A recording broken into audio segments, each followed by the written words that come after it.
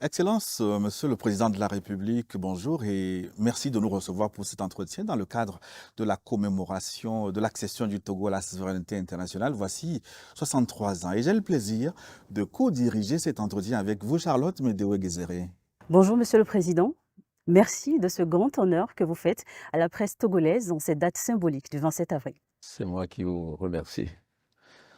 Je crois pouvoir dire que j'ai entendu les reproches qu'on me faisait sur l'absence d'entretien avec les médias du pays. J'avais l'habitude de faire un discours. J'ai décidé cette fois-ci de rompre avec cette tradition et peut-être avoir un échange un peu plus vivant. Je pense que New York TV a fait la fierté de notre pays cette année en diffusant les matchs de la Coupe du Monde. Et en tant que j'étais très fier à ce moment-là. Et c'est pour moi une forme de reconnaissance à ce beau succès et à cette belle réussite. Merci, Monsieur le Président. Vous venez d'assister à un imposant défilé militaire pour marquer la célébration du 27 avril. Et à l'occasion, nous avons vu des forces de défense et de sécurité afficher une hargne pour défendre la patrie contre l'ennemi. Ces forces qui sont d'ailleurs en première ligne pour contrer la menace djihadiste. Quelles sont les nouvelles du front, Monsieur le Président? À quoi exactement les Togolais doivent-ils s'attendre? Vous savez que j'ai souvent eu l'habitude de commencer mes discours en félicitant et en encourageant les forces de l'ordre. Parce que je sais que sans la paix et la sécurité, aucun pays ne peut se développer, en tout cas pas le nôtre. Je sais aussi que c'est un acquis qui est toujours précaire. Nous-mêmes, nous avons envoyé des militaires pour les opérations de maintien de la paix ailleurs. Nous savions ce qui se passait et ce qui se passe toujours dans la sous-région. Aujourd'hui, ce qui nous arrive est une forme d'agression par deux groupes, je crois. Un qui s'appelle l'État islamique au Grand Sahara et l'autre, le groupe de soutien à l'islam et aux musulmans. Deux organisations terroristes qui attaquent notre pays et avant notre pays ont attaqué des pays de la sous-région le dans le Mali, Sahel. le Burkina. Cette attaque est une forme de guerre parce que vous connaissez le côté pacifique des Togolais. Ça a toujours été notre volonté de vivre en bonne intelligence avec nos voisins et d'accueillir avec beaucoup d'hospitalité et de gentillesse ceux qui viennent vers nous. Mais nous avons une obligation, c'est de défendre notre pays. Depuis cette attaque, nous avons payé un prix lourd, notamment les forces de défense et de sécurité, qui ont perdu à peu près une quarantaine d'hommes et malheureusement, des victimes civiles qui viennent s'ajouter à peu près une centaine de victimes civiles dans notre pays. Donc, vous voyez que ce n'est pas exagéré de parler de guerre. Ce n'est pas une guerre continue, mais ce sont des attaques meurtrières, des destructions, des familles endeuillées. Donc, ce n'est pas parce que cela se fait de façon sporadique qu'il faut baisser la garde ou se laisser endormir. Je sais que quand on est dans la capitale et qu'on mène une vie normale, on a l'impression que ce sont des incidents isolés. Ce ne sont pas des incidents isolés. Parce que pour contrer ce genre d'attaque, c'est une vigilance de tous les instants. Vous pouvez rester 1 mois, 2 mois sans attaque et puis une attaque meurtrière survient. Deuxièmement, vous connaissez notre ambition pour l'intégration. Et ce qui se passe chez nos voisins du Nord, de l'Est, ou même un peu plus loin, nous impacte forcément. Nous avons des Togolais qui vivent là-bas. Nous commerçons avec ces pays-là. Donc, même s'il n'y avait pas eu des attaques au Togo, nous subirions un peu les conséquences de ces attaques. Face à cela, nous avons mis en place une stratégie sur 3 pieds. La première, naturellement, c'est de nous défendre par les armes, parce que nos hommes sont attaqués, nos hommes sont tués. Et nous avons lancé l'opération Kunjouaré, qui a changé de posture. C'était une posture préventive d'abord, après défensive, et maintenant, de temps en temps, nous sommes aussi à l'offensive. Et ce n'est pas parce que nous ne faisons pas de communiqué que nous n'avons pas de succès. Nous avons des succès, mais il y a quelque chose d'indécent à célébrer la mort d'une personne parce que nous avons encore ces valeurs-là, le sens de l'humanité. Donc nous taisons cela. Deuxièmement, le CIPLEV. Donc, essayer de déradicaliser ou de prévenir la radicalisation des populations. Parce que ce sont des hommes, des jeunes qui sont utilisés pour mener ces attaques-là. Troisièmement, le plan d'urgence pour la résilience de ces populations. Nous avons été obligés, ce n'était pas une volonté, nous ne l'avons pas fait avec plaisir, de déplacer certaines populations pour mieux protéger la frontière. Vous connaissez la caractéristique de nos frontières qui sont souvent poreuses. Voilà. Donc, on a déplacé des gens. Il y a à peu près un peu moins de 12 000 qui ont été déplacés. Malheureusement, c'est ce qu'on appelle parfois des réfugiés intérieurs. Donc, ces personnes qui ont été déplacées sont pour l'instant dans des familles et nous avons renforcé les infrastructures sanitaires, éducatives pour les mettre un peu à l'aise et apporter des vivres. Nous avons accueilli aussi des réfugiés étrangers dans notre pays. Et parmi les victimes dont j'ai parlé, la centaine, il y a pratiquement la moitié qui ne sont pas des Togolais, en quelque sorte. Et nous avons quelques Togolais qui sont à l'extérieur aussi. Donc, il y en a à peu près 2000. Donc, comme la période des examens approche, notre souci est que les élèves qui sont dans cette population puissent revenir et passer les examens pour que l'avenir ne soit pas perdu pour Donc, vous prenez des mesures spécifiques aussi pour rassurer ceux qui sont restés sur place. Nous les protégeons et nous devons nous satisfaire de la bonne entente qu'il y a avec les populations. Ce n'est pas un combat qui se mène seulement par les armes, mais on a besoin du soutien de la population. De ce côté-là, il y a une bonne entente. Mais si je dois compléter, c'est qu'il y a aussi des conséquences économiques. Donc nous avons dû renforcer les investissements en matière de sécurité. Nous l'avions déjà fait avec la loi de programmation militaire, mais cette loi n'est plus adaptée parce que la menace a changé de nature. Donc nous allons certainement demander dans les semaines qui vont venir. Donc à quoi les Togolais doivent s'attendre, pour revenir à votre question, à un combat long. Avec des périodes de drame, parce que c'est inévitable quand tu as la guerre. Mais je puis assurer mes compatriotes qu'au bout, il y aura la victoire. Ça, nous sommes déterminés à réduire ces bandes armées. Monsieur le Président, vous l'avez rappelé, la situation dans la région des Savanes a obligé certains de la population à se déplacer. Mais comment encourager ceux qui n'ont pas encore fait le chemin retour à rejoindre le territoire? Oui, c'est ce que je dis. Ils sont peu nombreux, il y a à peu près 2000. Donc, quand je dis 2000, c'est toute la famille. Donc, notre souci aujourd'hui, c'est que l'année ne soit pas perdue pour les élèves qui ont dû partir. Donc, vu leur nombre limité, je pense que nous allons pouvoir le faire en discutant avec les autorités des pays d'accueil. Oui. Monsieur le Président, nous allons aborder le chapitre économie. La conjoncture demeure marquée par l'inflation.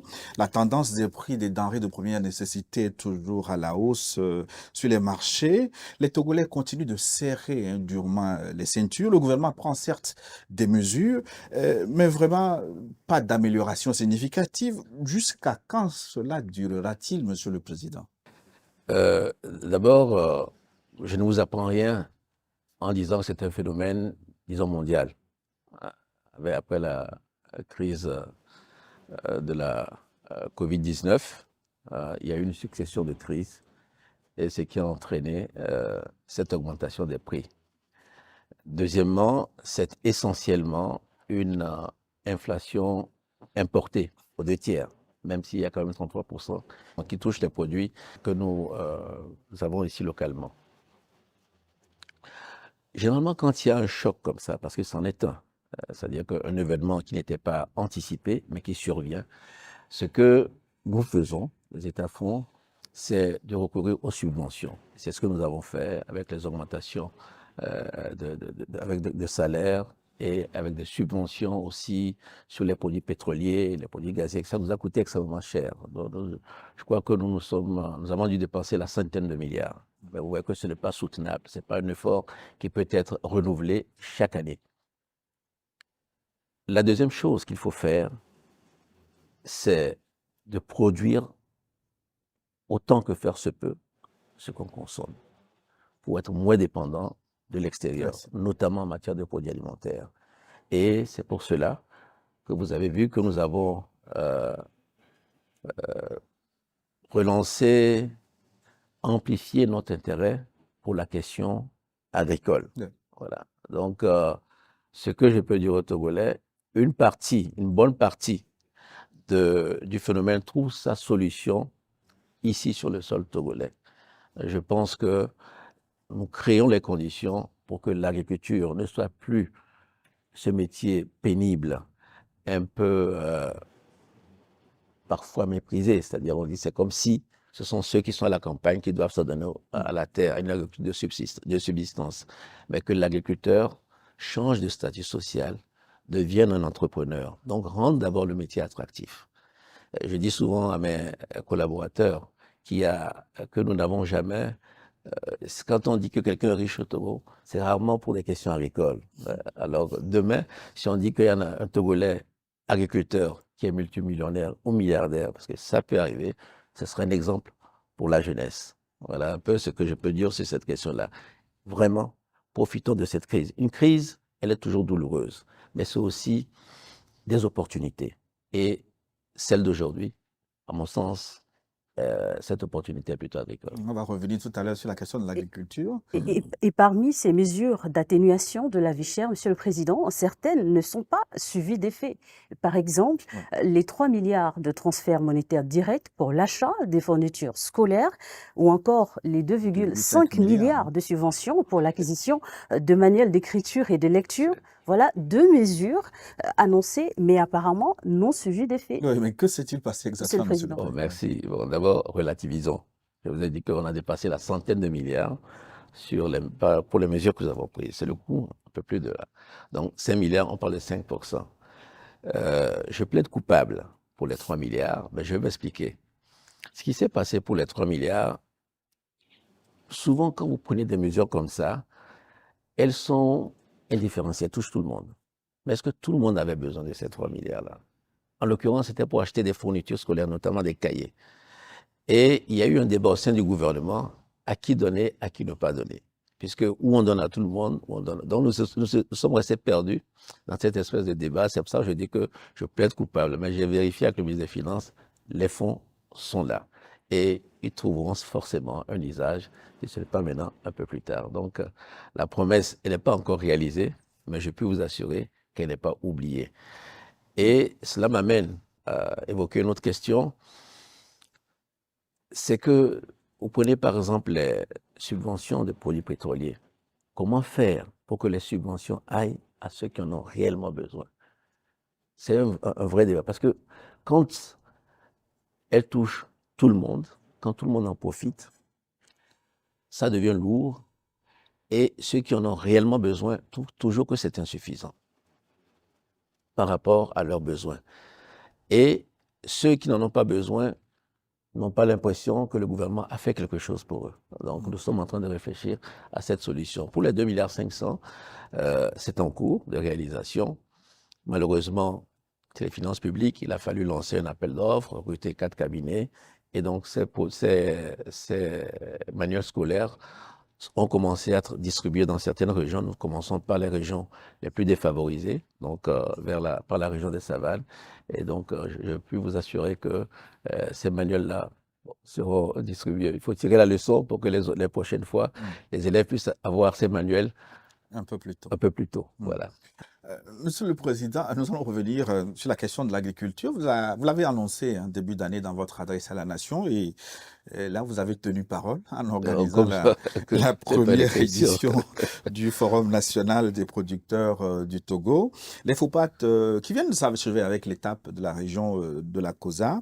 Mais pourquoi tant d'intérêt pour l'agriculture? Est-ce que cela vient des enseignements tirés des grands bouleversements mondiaux, comme vous l'avez dit tout à l'heure, la crise de la COVID-19 ou la guerre Russie-Ukraine? C'est une des raisons. Mais la principale,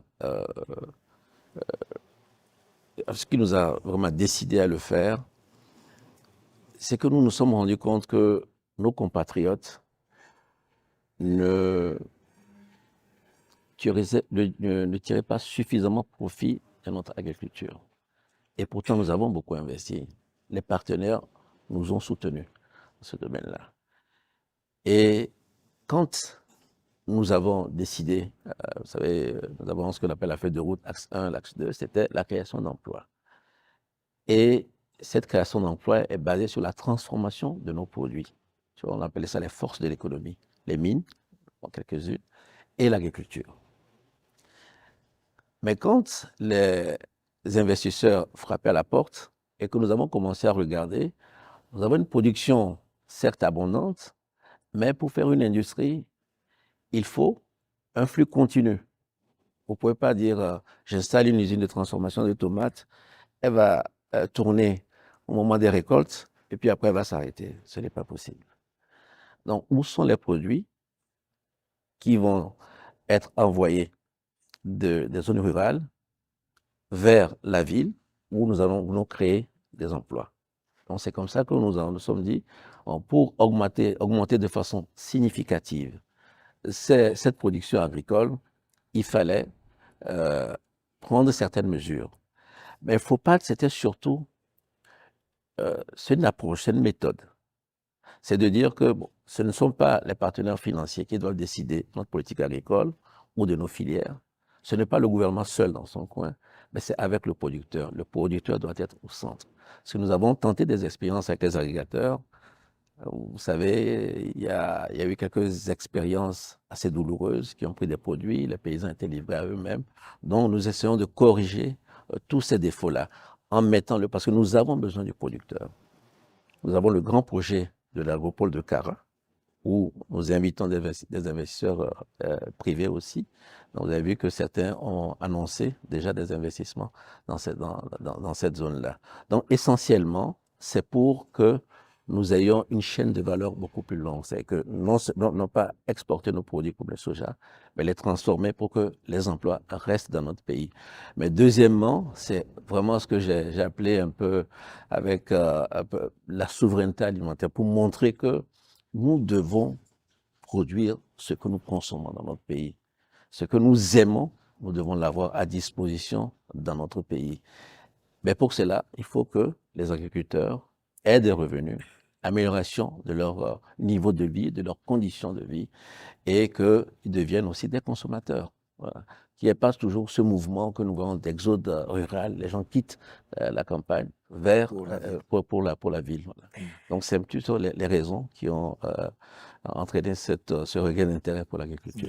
Nous allons rester sur le secteur de l'agriculture, Monsieur le Président. Beaucoup d'ambition et d'action en perspective, mais un péril récurrent continue de mettre en danger le travail des agriculteurs, c'est la transhumance. Y a-t-il, Monsieur le Président, une solution aux dévastations de cultures et aux conflits entre bouviers et paysans?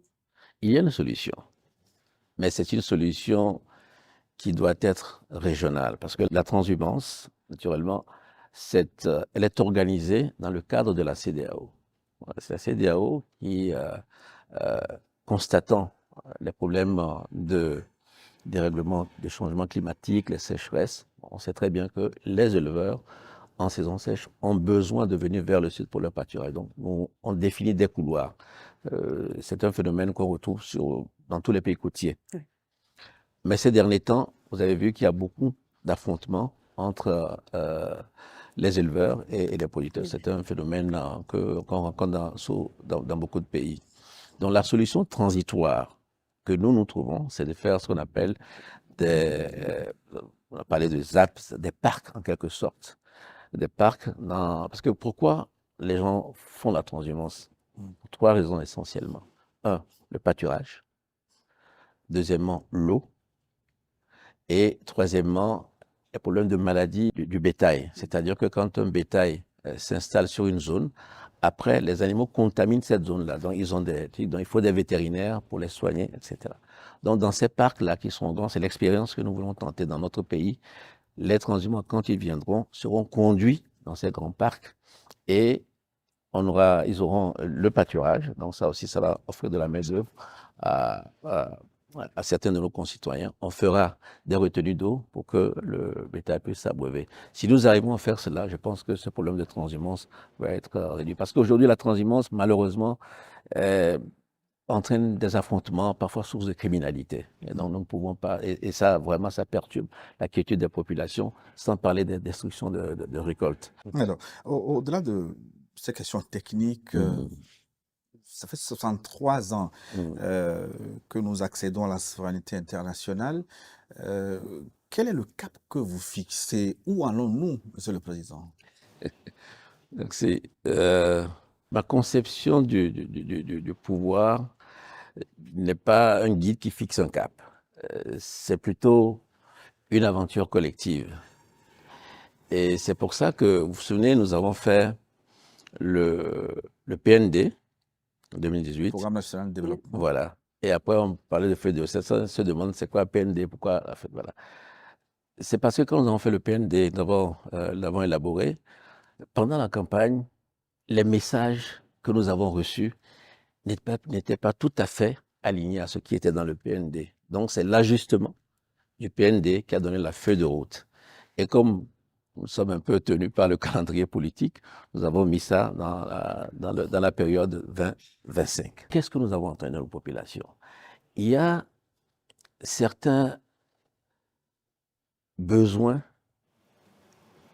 qui doivent être satisfaits. Nos populations, nous l'avons bien entendu, tous ceux qui ont participé à la campagne. Donc c'est pour ça que nous avons dit, fixons nos cap, disons que quand je vis au Togo, je dois avoir la satisfaction de certains besoins. L'eau, l'électricité, la santé, l'éducation et la fibre, Internet, quoi, comme on dit. Donc ça, des besoins sociaux, pour que on ne dise pas que depuis 63, ne disent pas que mes grands-parents n'avaient pas eu d'eau, mes parents n'en ont pas eu, je n'en aurai pas. Il faut quand même y avoir un sens du progrès. Donc ça, c'est un peu, c'est ce que nous avons senti comme. Deuxièmement, la question de l'emploi. Oui, les jeunes diplômés sans emploi, c'est vrai que on le dit, nous nous plaignons comme ça, mais c'est pas, l'État ne crée pas des emplois. L'État crée des conditions pour qu'il y ait des investissements qui eux-mêmes vont générer des emplois. Donc, ces emplois-là, nous devons faire attention à ce qu'ils ne soient pas précaires. Parce que ça aussi, on voit des jeunes qui viennent en ville et qui sont essentiellement dans l'informel et qui vivent au jour le jour. Il faut sortir de cette réalité-là. Et c'est possible de le faire. L'informel n'arrange personne. Si on dit, comme je disais tout à l'heure, gouverner, c'est aussi servir. Pour servir quelqu'un, il faut connaître cette personne-là.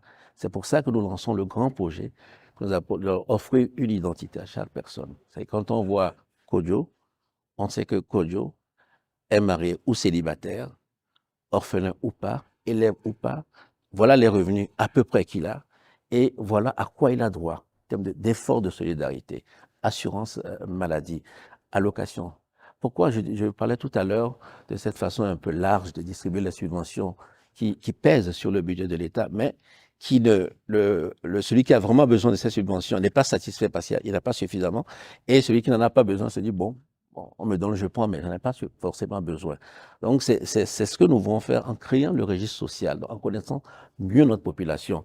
Et je profite pour dire à la population que c'est vrai, nous avons eu le recensement général, nous aurons le recensement électoral. Il y aura un troisième pour offrir une carte biométrique à chaque Togolais pour que nous puissions vraiment être efficaces dans notre politique de protection sociale. Monsieur le Président, vous avez évoqué la jeunesse. Oui. Permettez que j'évoque les femmes. Oui. Dans l'espace IOMOA, le Togo est plutôt bon élève en matière de promotion du genre. Est-ce que le gouvernement compte faire davantage? Oui, nous comptons faire davantage parce que quand moi je vois les programmes, les projets qui sont initiés. Je suis surpris, mais les hommes me pardonneront, par l'engagement des femmes. Elles y croient. Et en fait, ce sont elles qui font le succès de certains projets. Bon, la plupart des projets qui sont liés au développement de la base, aux secteurs sociaux, les femmes sont engagées, elles sont dynamiques. Je les encouragerais à peut-être sauter le pas, à faire un peu plus, à s'engager un peu plus dans les affaires de la cité, pour ne pas dire de la politique. Nous avons les élections locales. Je pense que les femmes apporteraient un plus qualitatif à la gestion de nos affaires. Sur le plan politique, que pense Oui. le chef de l'État des remous dans la classe politique à l'approche des élections? Quel Les est votre élections message? législatives et Et régionales. régional. Oui. En cette année 2023, Mm. quel est votre message aux acteurs politiques du Togo et à l'ensemble des citoyens? Bon, je pense il fut un temps, élection était synonyme d'inquiétude dans notre pays. Dieu merci, nous avons fait des progrès. Nous avons eu pas mal d'élections, on a fait plusieurs élections apaisées. Mais ce débat, il est normal. Et en réalité, il est habituel. À chaque fois qu'on s'approche de ces échéances électorales, il y a un petit peu d'agitation, un peu plus de bruit. Nous avons essayé de prévenir cela en organisant, en faisant un dialogue avec les acteurs de la classe politique. Aujourd'hui, d'autres revendications surviennent. Je ne fais pas polémiquer. Ce que je veux dire, c'est que en politique, il faut avoir le sens du compromis. Quand on s'assoit et qu'on a le même objectif, c'est-à-dire la conquête du pouvoir, c'est normal que chacun ait sa stratégie. Et puis, il y a aussi une part de posture. Donc, parfois, quand on a des problèmes dans son parti, on essaie de l'extérioriser autrement, faire des revendications en disant ceci ou cela. Je pense que nous avons un cadre électoral qui est ce qu'il est. Il n'est pas parfait parce que la perfection n'existe pas. Mais quand nous nous comparons aux autres, je crois que nous n'avons pas à rougir. Il n'y a rien, on n'est pas meilleur que les autres, mais on n'est pas pire que les autres. Donc, je crois qu'il faut être serein, battre campagne. Et s'il y a une volonté commune au sein de la classe politique de faire encore quelques changements de cadre électoral, pourquoi pas, nous nous appuierons. Mais je ne pense pas qu'il puisse y avoir des actions, des actes unis de façon comme ça unilatérale ou de nous, ou du gouvernement, ou de la majorité, ou alors de l'opposition. C'est nécessairement dans le dialogue que nous pouvons trouver une solution. Nous allons également aborder la diplomatie de la paix dans cet entretien exclusif. Monsieur le Président, un certain nombre de vos succès en matière de politique étrangère contribuent à renforcer le prestige du Togo sur la scène internationale. Je pense en particulier à l'affaire dite des 49 soldats ivoiriens. Quelle est votre recette pour réussir là où plusieurs s'essayent en vain? Non, bon, c'est gênant de parler de ce succès. Je crois pouvoir dire que le Togo attire de la sympathie quand même. On aime bien le Togo. Notre pays, et ça, c'est pas moi. Je crois que nous sommes un pays pas très grand, nous n'avons pas d'ennemis déclarés, nous essayons de nous entendre avec tout le monde. Donc ça crée un a priori positif. Nous avons eu la confiance des deux parties. Nous avons eu la confiance du président Ouattara, et que je remercie, et nous avons eu la confiance du président Goïta. Donc ça a permis d'arriver à un compromis qui ne fut pas facile, parce que c'était une question assez difficile, assez douloureuse. Vous savez, quand il n'y a pas de confiance entre deux parties, c'est difficile de trouver un compromis parce qu'on prête toujours des arrière-pensées à l'autre. Donc, le rôle que nous avons eu, et nous avons aussi été, pardon, c'est pas le Togo, c'est moi seul, le Togo seul qui l'a fait. Nous avons quand même, parce que ça a duré quoi, quelques mois quand même cette affaire, hein, depuis le mois de juillet jusqu'à la libération. Nous avons d'autres aussi. Des petites mains ont aidé. Et nous n'avons pas voulu avoir un rôle exclusif, même s'il a été déterminant. Donc j'associerai toutes ces mains à ce succès-là. Je ne voudrais pas en dire plus. Voilà. Le succès salué à Bamako, aussi bien à Bamako qu'à Abidjan. Une dernière question, Monsieur le Président. Avant le Mali, vous avez fait le choix de diversifier les partenaires sérieux du Togo, la Chine, le Japon, la Russie, la France, Les États-Unis. le Commonwealth. Oui. Bref, mais pourquoi avoir fait ce choix stratégique du multilatéralisme? Est-ce que c'est payant pour le Togo? Je crois que c'est payant. Je crois que c'est payant. Il y a d'abord, nous, vous voyez, notre pays, nous sommes un pays à dimension plutôt modeste. Nous sommes travailleurs et nous accueillons tout le monde. Et quand les gens viennent au Togo, ils se sentent bien. Mais en même temps, nous n'avons pas, nous ne sommes pas un grand pays minier, etc. Donc, ce que nous voulons, et nous le cherchons partout et nous le prenons là où nous le trouvons. Que ce soit avec la France, les Anglais, nous diversifions. Parce que nous savons que par le travail, par la créativité, nous allons pouvoir trouver des solutions. Et que si nous avons un problème ici au Togo, je pense que quelque part dans le monde, quelqu'un a eu le problème à trouver une solution. Nous faisons, vous avez parlé des grands pays, mais nous faisons aussi avec certains pays africains, de la sous-région même, nous regardons les bonnes pratiques, nous faisons des benchmarks et nous essayons de. Donc c'est un peu cette, je dirais pas, ouais, c'est un peu cette philosophie qui guide mon action. Et puis le souci d'être indépendant, de ne pas être perçu comme étant irrémédiablement lié à quelqu'un, le suivant. Non. Ce qui compte, c'est l'intérêt des Togolais. Et donc, et si cet intérêt des Togolais commande certains choix, même difficiles, nous donnons priorité aux intérêts des Togolais. C'est pour ça que nous le faisons. Et puis bon, comme je dis, parfois, c'est la chance d'avoir la taille que nous avons.